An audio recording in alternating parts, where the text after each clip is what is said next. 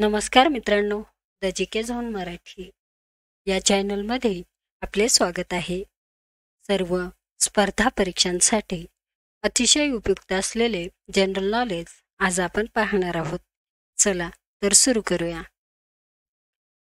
T20 आंतरराष्ट्रीय क्रिकेटमध्ये सर्वाधिक वेळा सामनावीराचा पुरस्कार मिळवणाऱ्या भारतीय खेळाडूंमध्ये कोण प्रथम क्रमांकावर आहे? T20 आंतरराष्ट्रीय क्रिकेटमध्ये सर्वाधिक वेळा सामनावीरांचा पुरस्कार मिळवणाऱ्या भारतीय खेळाडूंमध्ये सूर्यकुमार यादव हे प्रथम क्रमांकावर आहे. कोणता देश जगातील तिसरा सर्वात मोठा डोमेस्टिक एअरलाइन्स मार्केट ठरला आहे? भारत हा देश जगातील तिसरा सर्वात मोठा डोमेस्टिक एअरलाइन्स मार्केट ठरला आहे. समुद्राची खोली मोजण्यासाठी वापरण्यात येणाऱ्या तरंगलहरी कोणत्या? समुद्राची खोली मोजण्यासाठी वापरण्यात येणाऱ्या तरंगलहरी आहेत अल्ट्रासॉनिक. नीती आयोगाच्या गरिबी निर्देशांक अहवाल सर्वेक्षणानुसार राज्यात कोणत्या जिल्ह्यात सर्वाधिक गरिबी लोकसंख्या राहत आहे? नीती आयोगाच्या गरिबी निर्देशांक अहवाल सर्वेक्षणानुसार राज्यात नंदुरबार या जिल्ह्यात सर्वाधिक गरीब लोक राहत आहेत. भारतीय सेना उपप्रमुखपदी कोणाची निवड करण्यात आली आहे? भारतीय सेना उपप्रमुखपदी NS राजा सुब्रमणी यांची निवड करण्यात आली आहे. खालीलपैकी कोणत्या शहराला श्रीलंकेची प्राचीन राजधानी म्हणतात? खालीलपैकी अनुराधापूर या शहराला श्रीलंकेची प्राचीन राजधानी म्हणतात. महाराष्ट्र धर्म हे मुखपत्र कोणी सुरू केले? महाराष्ट्र धर्म हे मुखपत्र आचार्य विनोबा भावे यांनी सुरू केले. भारतातील सर्व राज्यांना नियोजन प्रक्रियेत सहभागी करून घेण्यासाठी कोणत्या संस्था कार्यरत आहे?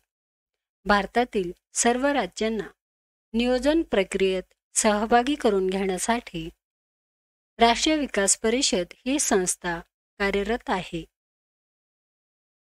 महाराष्ट्रात ई-ऑफिस प्रणाली लागू करण्यात आलेला पहिला जिल्हा कोणता आहे? महाराष्ट्रात ई-ऑफिस प्रणाली लागू करण्यात आलेला पहिला जिल्हा सिंधुदुर्ग हा जिल्हा आहे. बर्फामध्ये टिंबटिंब मिसळल्यानंतर तो वितळण्यास खूप वेळ लागतो. बर्फामध्ये मीठ मिसळल्यास तो वितळण्यास खूप वेळ लागतो. पश्चिम बंगाल राज्यात रामकृष्ण मठ याची स्थापना कोणी केली होती? पश्चिम बंगाल राज्यात रामकृष्ण मठ याची स्थापना स्वामी विवेकानंद यांनी केली होती. प्रिन्स ऑफ वेल्स हे संग्रहालय कोठे आहे? प्रिन्स ऑफ वेल्स हे संग्रहालय मुंबई येथे आहे. कोणत्या संस्थेने चेक पेमेंटसाठी पॉझिटिव्ह पे सिस्टीम विकसित केली आहे? National payment corporation of India या संस्थेने चेक पेमेंटसाठी पॉझिटिव्ह पे सिस्टीम विकसित केली आहे. सस्टेनेबल इंटरनॅशनल फायनान्सिंग स्कीम कोणत्या जागतिक घटनेशी संबंधित आहे?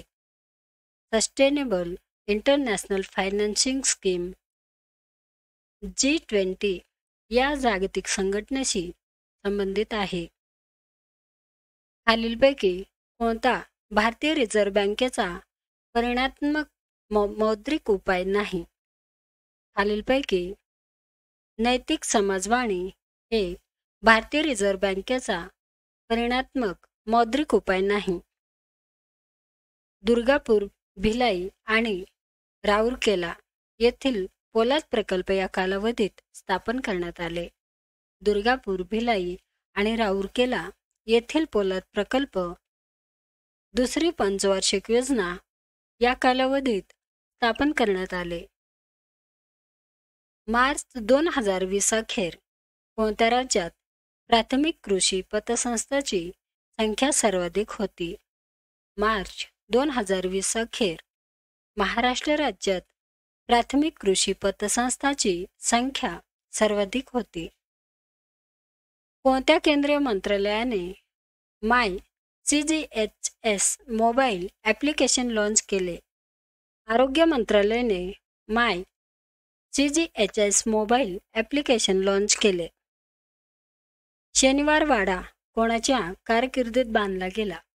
शनिवार वाडा नानासाहेब पेशवे यांच्या कारकिर्दीत बांधला गेला. पंकज अडवाणी हा कोणत्या खेळाशी संबंधित आहे? पंकज अडवाणी हा बिलियर्ड्स या खेळाशी संबंधित आहे. फातिमा बीबी यांनी कोणत्या राज्याचे राज्यपाल म्हणून काम केले होते?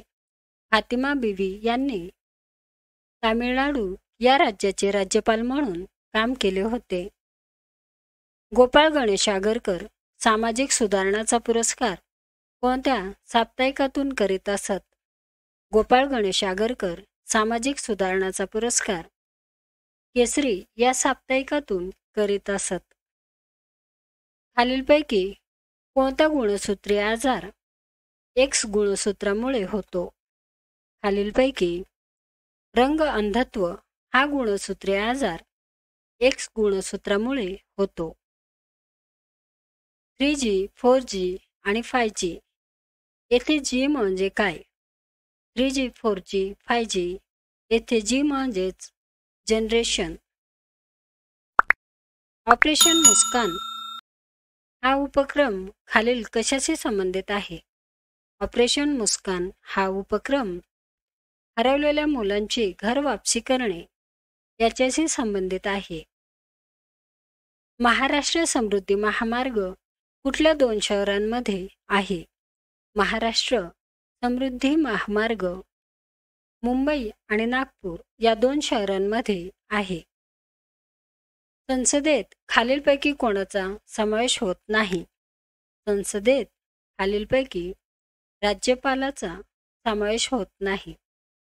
मित्रांनो, चॅनल आवडला असेल तर प्लीज नक्कीच सबस्क्राईब करा, व्हिडिओ लाईक करा. धन्यवाद.